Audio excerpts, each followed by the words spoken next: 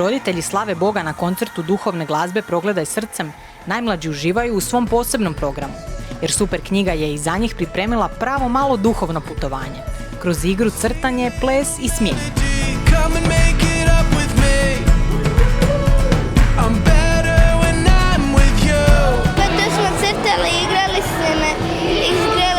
Gledali smo epizode i tu smo igrali igre Super čaša i tako.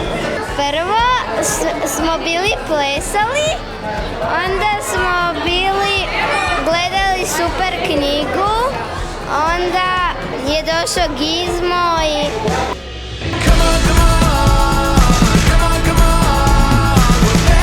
Kad se pojavi Gizmo, osmijeh na dječjem licu je zagarantiran. Ali Super knjiga nije samo veselje za djecu, oduševljeni su i roditelji. Vrlo interesantan i drugačiji pristup i djeca jako dobro pamte poruke. Nešto drugačije što nismo do sada imali u Hrvatskoj, ja mislim. Mi imamo 4 djece i tražimo uvijek načine kako im približiti Božju riječ, kako im približiti istine vjere i nekako kad smo otkrili Super knjigu, to nam je dosta olakšalo zato što ima neki sadržaj koji njima zanimljiv jer je crtić i to je jako dobro napravljen crtić, to je ono mislim što isto treba istaknuti jer često radimo možda i u crkvenom kontekstu stvari koje nisu dovoljno dobre, dakle ovo je baš nekako vrhunska animacija, jako lijepo priča napravljena sa likovima koji su na neki način njima i bliski, taj robotić, jel tako? Super knjiga meni pomaže nevjerojatno u odgoju moje djece, zapravo oni evanđelje, sveto pismo zapravo su doživjeli izravno preko Super knjige, genijalan crtić, nama isto genijalan roditeljima. I dok djeca gledaju, pitanja ne prestaju. Roditelji svjedoče kako često ostanu zatečeni dubinom dječje znatiženja.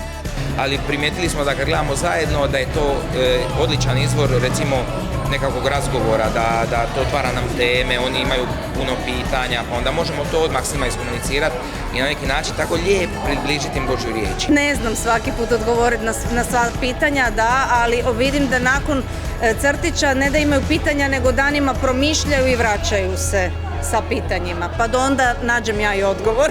Možda nemam u tom trenutku, ali za par dana da. Osim duhovne dimenzije, Super knjiga prenosi i važne životne vrijednosti. Apsolutno sve ono što će ih u životu dočekati, jel? Da budu dobri ljudi, da budu pošteni, da budu fair. Jesi naučio nešto u današnjoj epizodi? Pa da su pravila jako važna.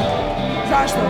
Zato što ako ne poštujemo pravila možemo se izgubiti. Da ne smijemo kršiti pravila. Kroz likove, njihove borbe i odluke, djeca se prepoznaju, uče i mijenjaju. Što je fora, svaki put Luka ima neke svoje borbe, jel? Djeca se vide u Luki, sva, ali onda i vide kako on promijeni svoje mišljenje i onda sva ta djeca malo isto tako mijenjaju svoje mišljenje. To je prvi crtić koji prikazuje duhovni svijet na jedan realan način. Kad su djeca jako mala, mi možemo istinu razgovarati bez da moramo neke koristiti te dječje pričice i bajkice. Kad imamo živoga Boga, olakšavamo već njima život da spoznaju što se događa njima već u toj dobi. I baš kao pravi mali putnici kroz vrijeme, djeca sanjaju o svojim pustolovinama sa Super knjigom. Otišla bi možda u vrijeme Ivana Krstitelja, zato što tad je bilo raznih događaja i mislim neki su bili dobri, neki loši, ali meni se najviše taj svidio.